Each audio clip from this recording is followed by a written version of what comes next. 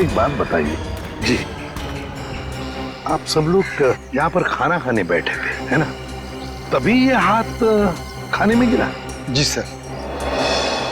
ऐसा डरावना हाथ तो हमने पहले कभी देखा ही नहीं। और सर हम तो एकदम से डर गए थे।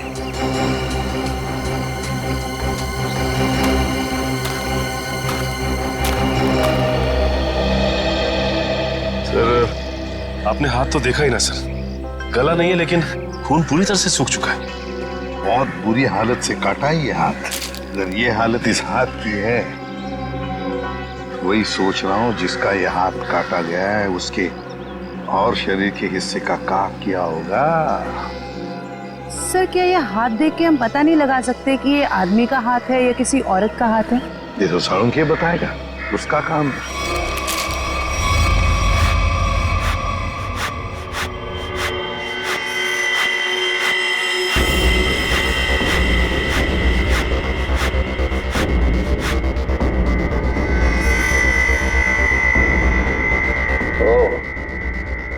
इन मुजरिमों के हौसले भी दिन ब दिन बुलंद होते जा रहे हैं। ओए, अकेले में क्या बातें कर रहा है? मुझसे बात कर।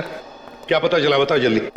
बस जिस किसी का भी हाथ है उसका डीएनए मरने वाले की कहानी पुकार पुकार कर बता रहा है। ऐसी क्या कहानी बता रहा है सर? सचिन, जिस किसी का ये हाथ है उसकी उम्र 40 से 45 साल की है। और बॉस, इसके साथ जो कुछ हुआ है उसे सोच करके भी रोंगटे खड़े हो जाते हैं। रोंगटे खड़े हो जाते? क्यों सालूंके साहब? इसके हाथ में से खून का एक एक कतरा निचोड़ निचोड़ के निकाला गया है। क्या कह रहे हैं सर आप? इतना कुछ किया गया इस बेचारे के साथ इसे मारने से पहले? हाँ, और ये सुइयां, ये तारें, ये सब इस हाथ के प्रेशर को, वॉल्यूम को और डेंसिटी को बता रहे हैं। लेकिन सर जब आदमी मर चुका है और उसके हाथ में खून ही नहीं तो प्रेशर कैसा? एक डेड बॉडी का भी एक निश्चित वॉल्यूम, निश्चित प्रेशर और निश्चित डेंसिटी होती है, लेकिन इसके मुर्दा शरीर का वो डेंसिटी, वो वॉल्यूम और वो प्रेशर तीनों कम है। और ये हाथ देखो बॉस, इस हाथ को देखने से लगता है कि किसी ने बहुत ही क्लिनिकली, सर्जिकली इस हाथ को काटा है। अच्छा, मतलब किसी ऐसे आदमी ने ये काम किया है जो मेडिकल के बारे में जानता है। शायद डॉक्टरी पेशे का हो सकता है, लेकिन ये है कौन, ये जानने से पहले हमें ये पता लगाना होगा कि ये हाथ किस आदमी का है। और ये हमें इस हाथ के ऊपर मिली अंगूठी ही बता सकती है। लेकिन सर उस अंगूठी को तो जंग लग गया था ना? हाँ, अंगूठी को जंग लग गया था, इसीलिए बॉस उस अंगूठी को ब्रिंजोन कार्बाइड नाम के केमिकल में डाला है ताकि जंग हट जाए और उस अंगूठी का असली रूप हमारे सामने आ जाए। एक मिनट।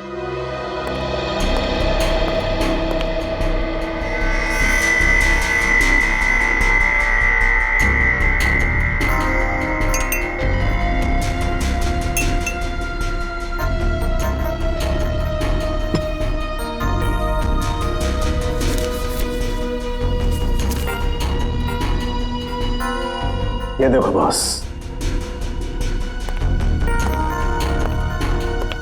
ये अंगूठी एकदम साफ।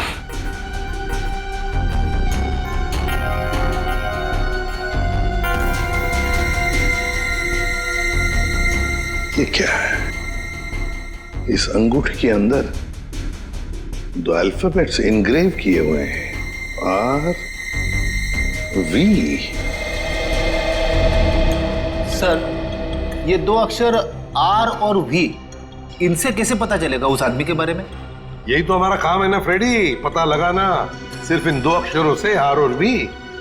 फ्रेडी, इससे भी छोटे सुराग से हमें पता चल सकता है मुजरिम कौन है। सर हो सकता है ये आरवी मरने वाले के नाम का इनिशियल हो सकते हैं, और सचिन ये भी हो सकता है कि वो इनिशियल्स आर वी पत्नी के भी हो। वो अंगूठी शायद शादी की अंगूठी हो। सर एक और बात, वो अंगूठी प्लैटिनम में बनाई गई थी। सर ऐसी अंगूठियां आसानी से बाजार में मिलती नहीं है, खास ऑर्डर देकर बनवाई जाती है। बिल्कुल सही। बस उस अंगूठी का फोटोग्राफ शहर में जितने भी जौहरी है उन सबको भेज दो, पता चल जाएगा किस जौहरी ने वो अंगूठी बनाई थी और किसके लिए। RV। Yes sir. सर एक बात समझ में नहीं आ रही है कि अगर ये खूनी आरवी को मारना ही चाहता था तो आसान मौत भी तो दे सकता था, ये काटने की क्या जरूरत? सचिन मरने वाले की पहचान छुपाना चाहता था, वो पहचान छुपाना चाहता था। सर आपसे मिलने कुछ लोग आए हैं और वो कह रहे हैं कि अर्जेंट है। बुलाओ। आइए। नमस्ते सर। आइए, बताइए क्या बात है? सर एक बहुत ही बड़ी मुसीबत आ गई है, बस आप ही हैं जो हमारी मदद कर सकते हैं। मुसीबत? कैसी मुसीबत? सर हम लोग मोतीलाल नगर की रोज सोसाइटी से आए हैं। हमारे बिल्डिंग में एक बुजुर्ग रहते थे, प्रकाश जी। रहते थे मतलब? क्या आप नहीं रहते? सर कल तक तो थे, सोसाइटी के पार्क में बैठे हुए देखा था हमने उन्हें, बोरिया बिस्तर बांध के बैठे थे। तो आप लोगों ने जाकर उनसे पूछा नहीं कि क्या बात है, क्या तकलीफ है, हैं? पता नहीं सर, हमने उनसे पूछा तो कुछ अजीब सा बड़बड़ाने लगे। सर उनके बाहर बैठने की कुछ ना कुछ वजह जरूर है। क्या वजह हो सकती है? सर उनका सौतेला बेटा सुनील बहुत ही ज्यादा बदतमीज और झगड़ालू किस्म का इंसान है वो। सर हमें लगता है उसी ने ही सामान सहित अपने पिता को घर से बाहर निकाल दिया है। पता नहीं कहाँ होंगे वो। हो सकता है वो अपने ही घर वापस चले गए हों। घर में चेक किया आपने? हम लोग गए थे वहां पे, वो वहां नहीं थे और हमने सुनील से पूछा तो उसने बोला कि उसे पता नहीं है। सर उससे उनकी कोई परवाह नहीं है। सुनील? हेलो, हाँ कहाँ पे? एक मिनट, आप क्या नाम बताया आपने? मालती? ठीक है, देखिए आप लोग चिंता मत कीजिए, आप सिर्फ उनकी फोटो भिजवाइए हमें, हम देखते हैं। सर मालती नाम की हाउसवाइफ इंदिरा नगर से गायब है सर। इंदिरा नगर से मालती और मोतीलाल नगर से एक बुजुर्ग, दोनों के दोनों गायब है। इन दोनों के घर जाना पड़ेगा, पूछताछ करनी पड़ेगी।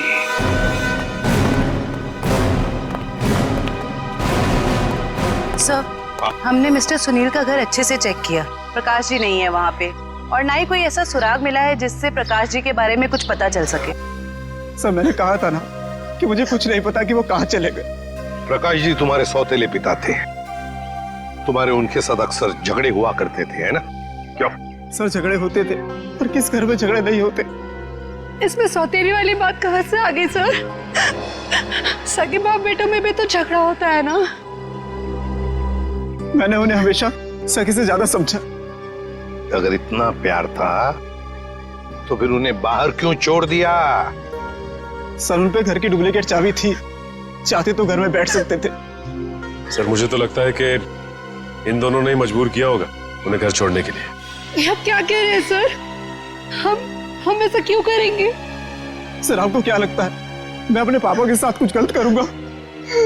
सर मेरे पापा को ढूंढ के ला दीजिए। हाँ, प्रकाश जी को तो हम ढूंढ कर निकालेंगे ही निकालेंगे, वो तो हमारा फर्ज है।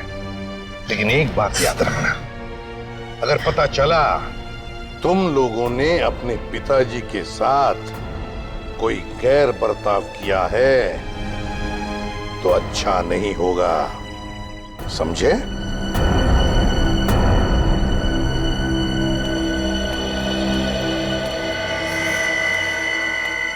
सर ये वो लेटर है जो मालती छोड़ के गई थी।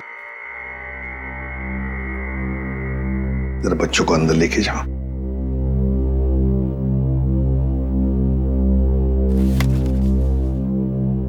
मैं मालती अपने पूरे होश में बिना किसी दबाव के ये खत लिख रही हूं।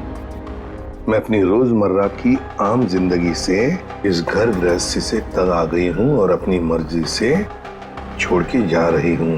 मुझे माफ कर देना विनय, माफ कर देना राहुल। कुछ दिन आप सबको बहुत तकलीफ होगी मेरे बिना, मगर फिर आदत पड़ जाएगी। मेरे वापस आने की उम्मीद मत रखना, हमारा साथ यहीं तक ही था। मालती। सर ऐसे कैसे कोई पत्नी अपने बसे बसाए घर को छोड़ के जा सकती है? वही तो।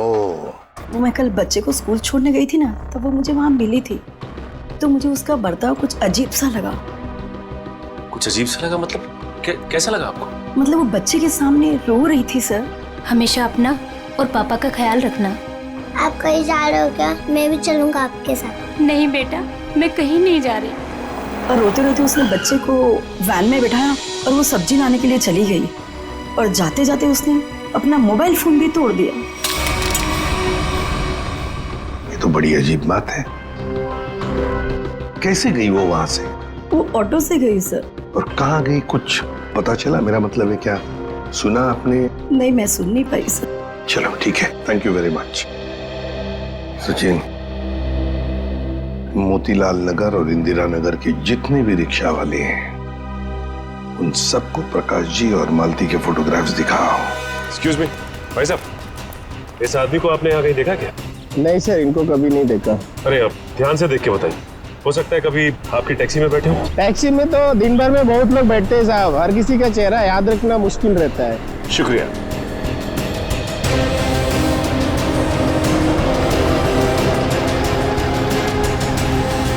भाई साहब, आप देखिए इन्हें, कहीं देखा है आपने?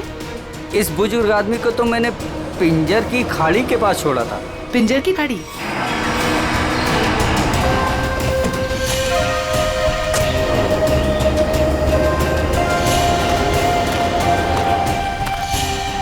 साहब, ये औरत कल पक्का मेरे साथ मेरे ही ऑटो में गई थी। अरे मैडम, यहाँ इस सुनसान जगह पे कहाँ रुकवा दिया ऑटो? आगे सारा जंगल ही जंगल है। और साहब एक और बात बताऊं, वो औरत ना मुझे बड़ी अजीब सी लग रही थी साहब। पूरे रास्ते रोती हुई गई और मोटी डोंगरी की गुफा के पास इसने मेरी ऑटो रुकवाई और उतर के चली गई। मैंने कहा भी कि मैडम अपने बाकी के पैसे तो लेते जाइए, लेकिन उसने पीछे मुड़कर देखा ही नहीं, बस जंगलों की तरफ बढ़ती चली गई साहब। जी सर।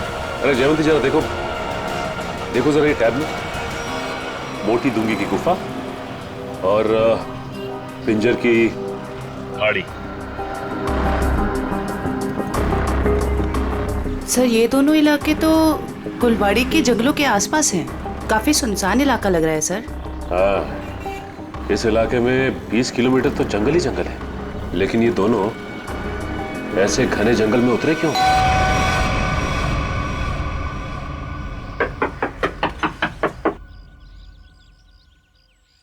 बड़ी अजीब बात है। रिंग पे आरवी गुदा है और नाम हितेन कुमार।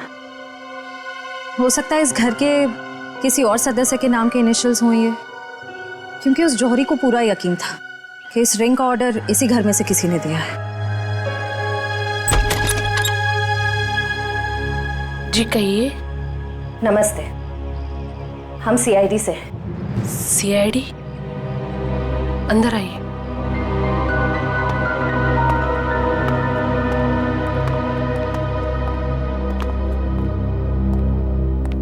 जी, हितेन ठीक तो है ना? कहाँ है वो? आप उन्हें साथ नहीं लेके आए?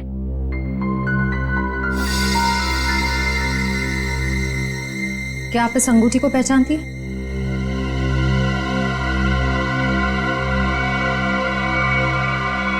संभालिए अपने आप को। मैम, ये लीजिए।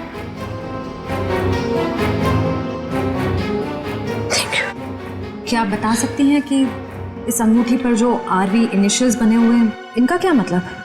अपने माता पिता के नाम पे गुंदवाया था इन्होंने। ससुर जी का नाम राकेश था और सासू माँ का नाम विनी था। मुझे लग रहा था कि जरूर कुछ ना कुछ बुरा हो रहा है। हितेन कभी मुझे बिना बताए घर से गायब नहीं हुए।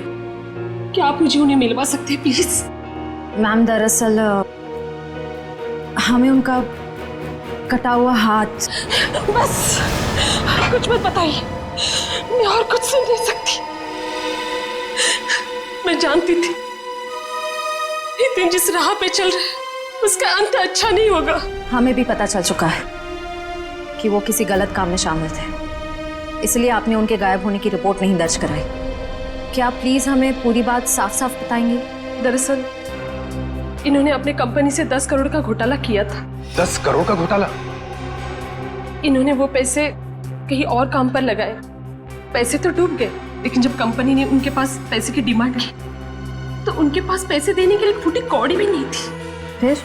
फिर क्या, कंपनी ने इनके ऊपर केस कर दिया। हमारा घर नीलाम होने के कगार पर आ गया। मुझे लगा शायद इसलिए ये 3 दिन पहले घर से गायब हो चुके हैं। और इसलिए आपने उनके गायब होने की रिपोर्ट दर्ज नहीं कराई? नहीं, दरअसल अचानक मुझे इनके कंपनी से कॉल आया, किसी ने कंपनी की रकम चुकता कर ली है। मैं खुश हो गई कि शायद ही अब वापस आएंगे। 1 मिनट, वो 10 करोड़ रुपए जो हितेन ने कंपनी से चुराए थे वो किसी और ने चुकते किए? किसने? पता नहीं, किसी ने इनके कंपनी के अकाउंट में वो रकम डलवा दी थी और एक चिट्ठी छोड़ी कि ये रकम वही है जो हितेन ने उनकी कंपनी से ली थी। बड़ी अजीब बात है मैम, कोई और हितेन के पैसे क्यों चुकाएगा, वो भी 10 करोड़? इसके पीछे जरूर कोई गहरा राज है। मैम, आपके रिश्तेदारों ने या दोस्तों ने हितेन को ढूंढने की कोशिश नहीं की? कोशिश की न, हितेन की गाड़ी भी मिली गुलवाड़ी जंगल के पास, लेकिन हितेन का कुछ पता ही नहीं चला। गुलवाड़ी जंगल।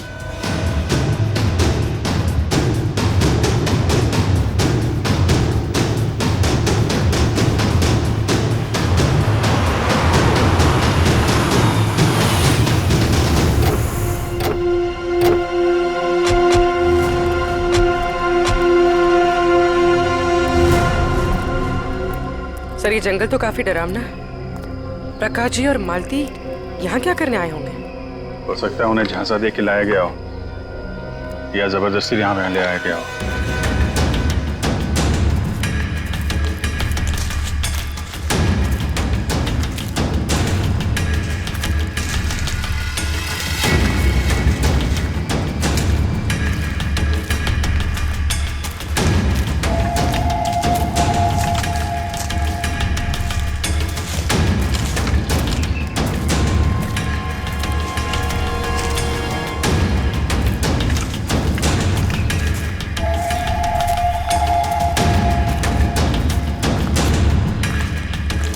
एक मिनट अभिजीत, वो देखो।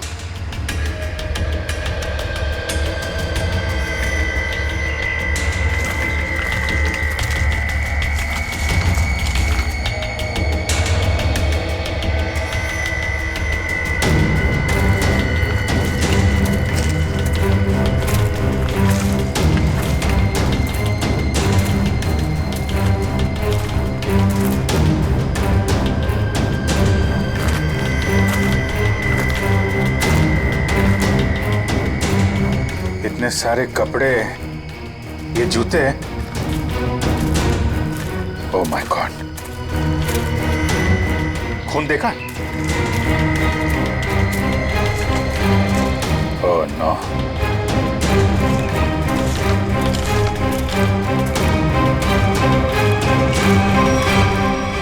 ये खोपड़ियां, ये हड्डियां,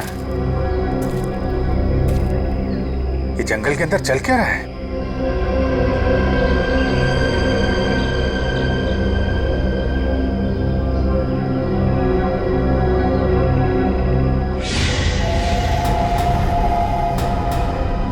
कौन है?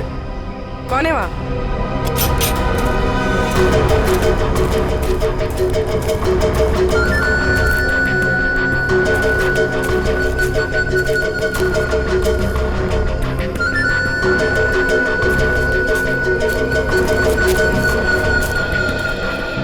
क्या हुआ? वहाँ तो कोई नहीं है सर। सर वहाँ पे कुछ था सर। सुनसान जंगल में कौन हो सकता है? ये तो सारे कपड़े, जूते और ये हड्डियों को देखकर लग रहा है कि अलग अलग उम्र के लोगों को शिकार बनाया गया है। बहुत खतरनाक अपराधी है, मासूम भोले भाले लोगों को यहाँ बुला के मार डालता है।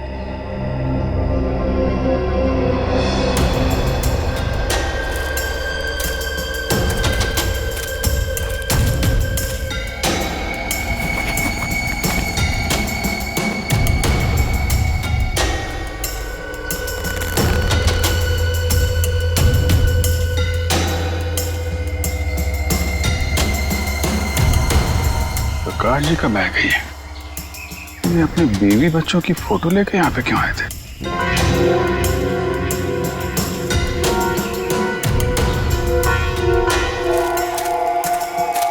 ए रुको! क्या हुआ? सर वहां पर कुछ अजीब सा था सर। गाड़ी की आवाज सर। सर जमीन में कोई आया है। तुम लोग देखो जरा जाके।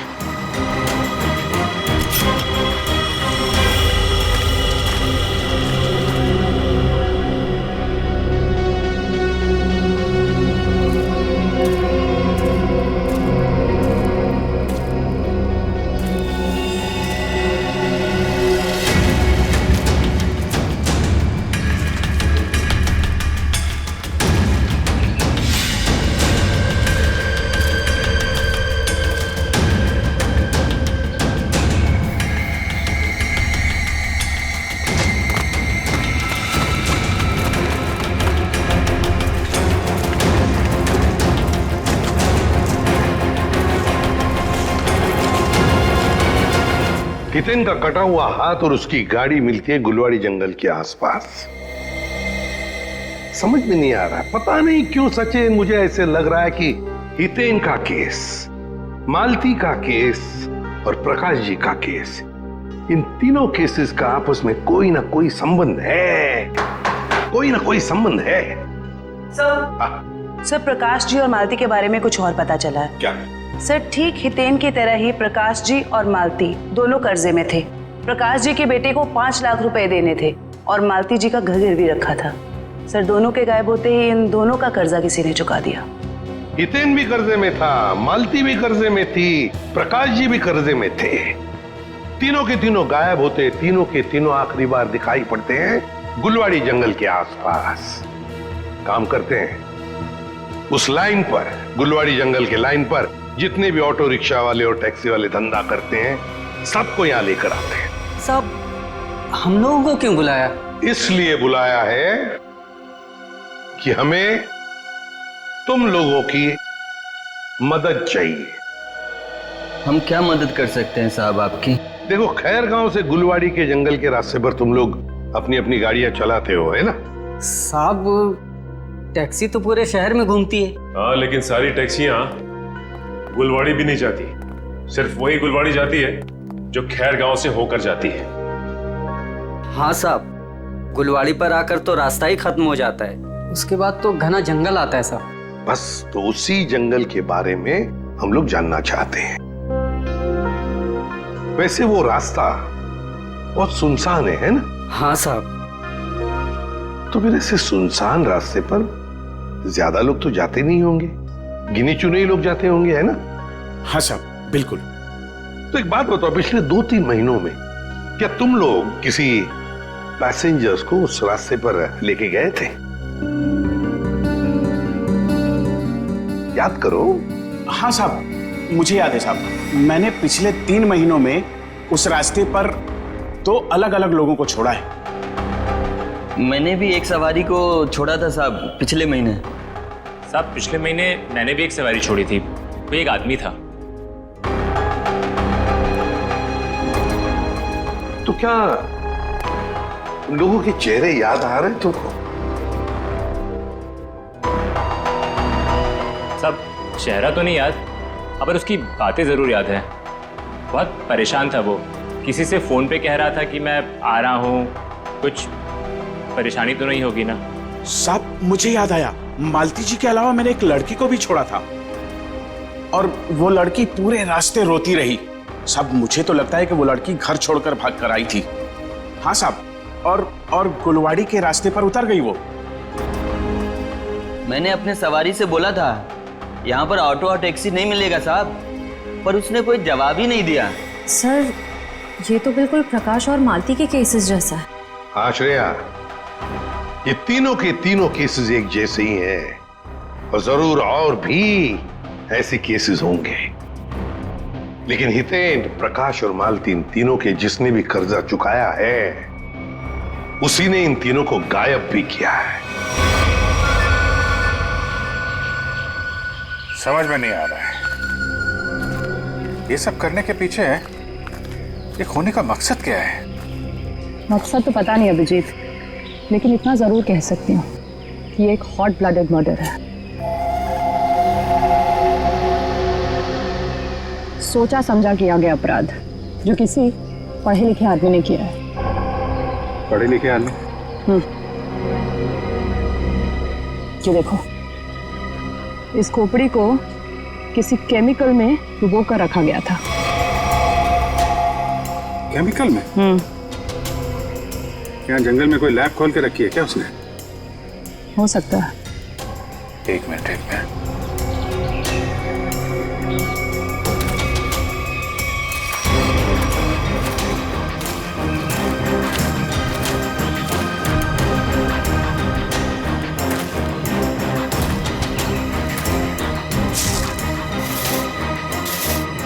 ये देखा? जंगल में पाइप कैसे आ गई? लेकिन नक्शा में तो कोई पाइप वगैरह नहीं थी। वही तो, कहीं ये पाइप भी उन अपराधियों ने तो नहीं लगाई है? काटो जरा सा। निखिल, गाड़ी की आवाज उसी वक्त आई जब हम जंगल में थे। ये कोई संयोग नहीं है। मतलब मुजरिम को भनक लग गई थी हमारे जंगल में आने की। भले ही भनक लग गई हो, लेकिन हमारे हाथों से बचेंगे नहीं हमको।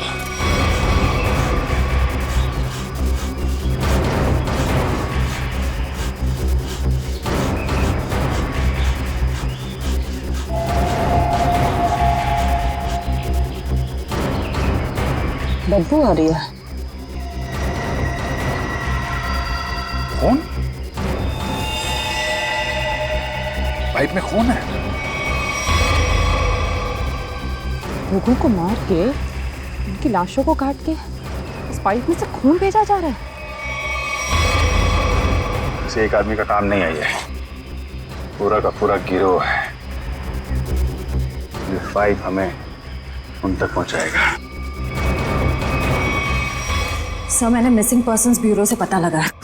सर, जंगल के पास जो लोग गायब हुए थे वो सब कर्जे में डूबे हुए थे। जो लोग उस गुलवाड़ी जंगल में गायब हुए सब कर्जे में डूबे हुए हैं। तो मतलब मेरा शक सही था। ये कोई संयोग नहीं, सोच समझ के बनाया हुआ प्लान है ये, कर्जे में डूबे लोगों को निशाना बनाने का। सर, लगता है ये कोई सीरियल किलर है जो कर्जे में डूबे लोगों को ही अपना शिकार बना रहा है। सर सचिन, हो तो हम पता लगा ही लेंगे। ये प्रकाश, हितेन और मालती, इन तीनों के फोन रिकॉर्ड चेक किए? Yes sir. क्या पता चला? सर, इन तीनों के फोन रिकॉर्ड्स में 3 नंबर ऐसे हैं जो कॉमन है। किस किस के फोन नंबर्स है वो? सर, 2 नंबर तो बंद आ रहे हैं और तीसरा नंबर किसका है इसका पता नहीं चला है। लेकिन सर, इस तीसरे नंबर से किसी जया को फोन किया गया है परसों। तीसरे नंबर से जया को फोन किया गया है? तो फिर लगता है जया की जान को खतरा है।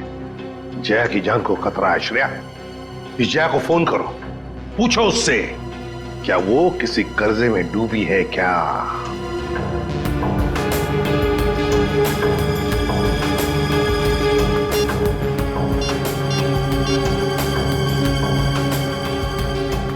जया? निखिल, ये देखो, टायर के निशान। टायर के निशान? अगर टायर के निशान यहाँ है तो गाड़ी भी कहीं आसपास होनी चाहिए।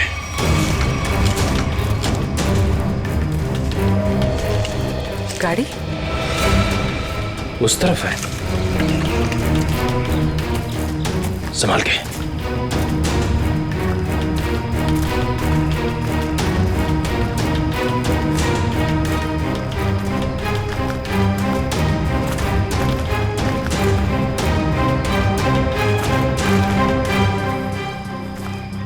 यहाँ तो आसपास कोई नहीं है। इंजन अभी भी गर्म है, मतलब जो कोई भी इस जीप में आया है यहीं आसपास है। इतने सारे डब्बे?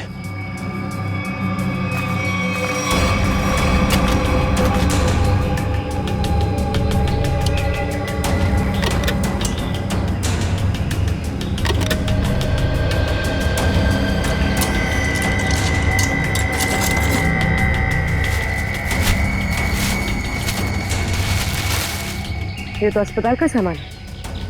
यहाँ इस जंगल के बीच क्या कर रहा है? वही तो।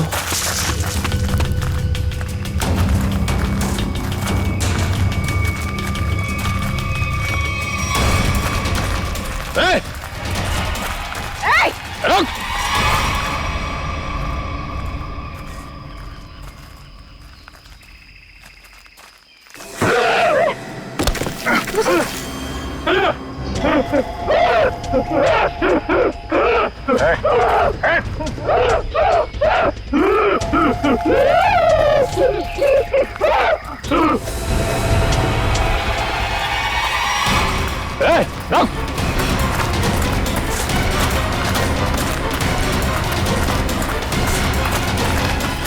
देखो क्या क्या है, क्या बात है, हैं? तो बोलो क्या बोलना चाहते, बोलो। कैसे ने तो को नहीं मारा। मैं इसकी दिमागी हालत देख के तो नहीं लगता ये। देखो ठीक है तुम जाओ यहाँ से अभी। चलो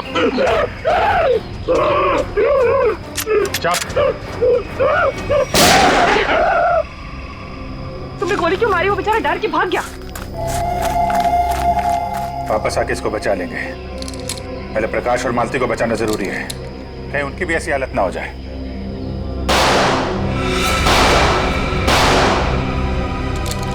गोली की आवाज? कहीं निखिला पूरी मुसीबत में तो नहीं? लेकिन उन्हें ढूंढेंगे कैसे अभी? जिधर से गोली की आवाज आई है उधर। देखो प्लीज, जब तक मुझे पैसे नहीं मिलेंगे तुम फोन पे ही रहना।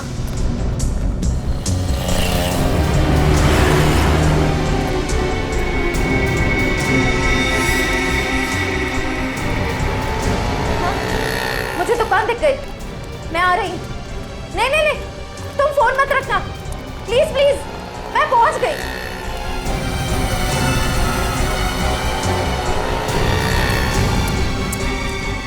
भाई साहब वो मिट्टी का तेल दो ना।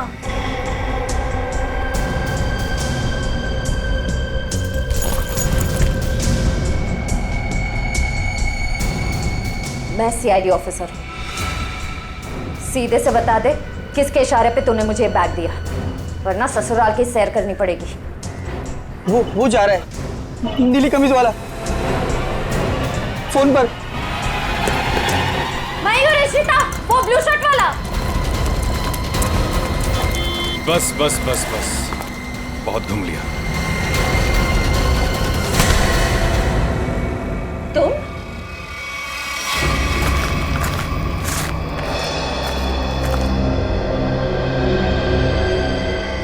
घसीटने का निशान।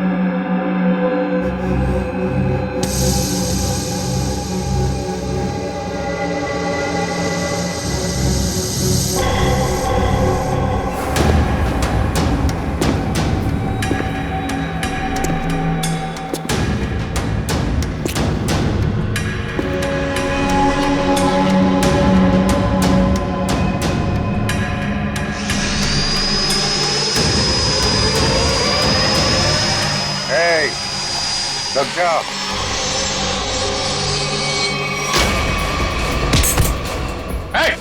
रुक जाओ, नहीं तो इसकी खोपड़ी उड़ा दूंगा।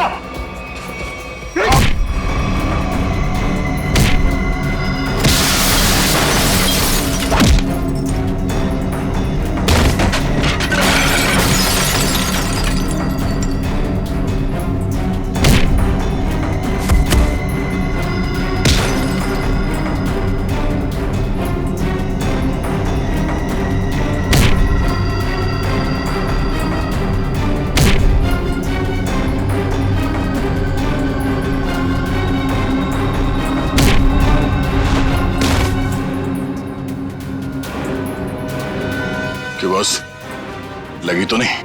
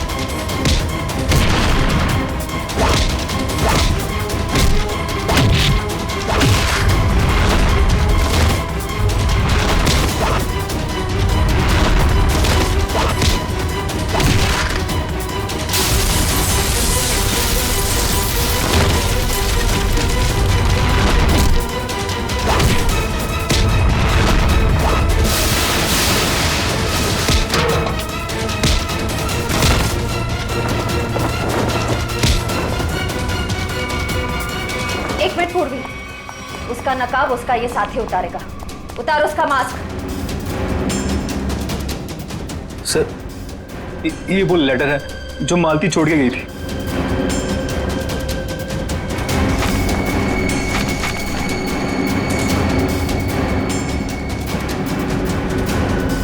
आप क्या कह रहे हैं सर? हम ऐसा क्यों करेंगे? पैसों की लालच में तुम इतनी गिर गई, तुमने इंसानियत को शर्मसार कर दिया। यहाँ तक कि अपने पिता समान ससुर तक को नहीं छोड़ा तुमने।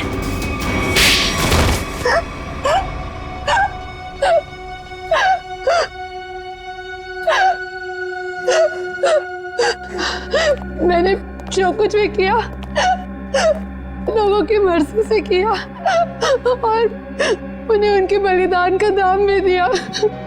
गलत। लोगों की मजबूरी का नाजायज फायदा उठाया तुम लोगों ने। उनके शरीर के अंगों का काला कारोबार कर रहे थे तुम लोग। क्यों? क्योंकि आपकी सरकार ने मेरा डॉक्टर का लाइसेंस कैंसिल कर दिया था। कमाल है, तुम्हारा लाइसेंस रद्द कर दिया तो तुमने लोगों को मारना शुरू कर दिया।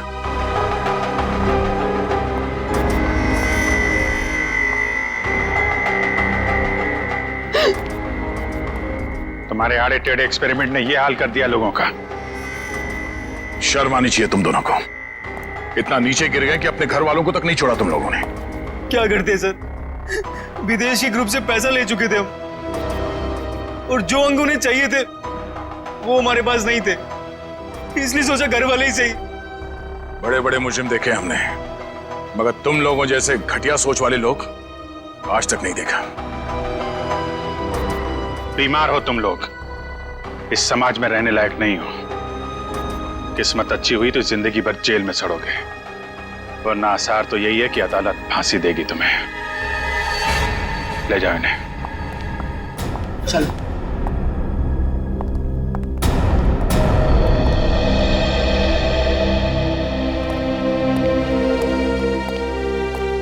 इनका किसी अच्छे अस्पताल में इलाज करवाते हैं। चल।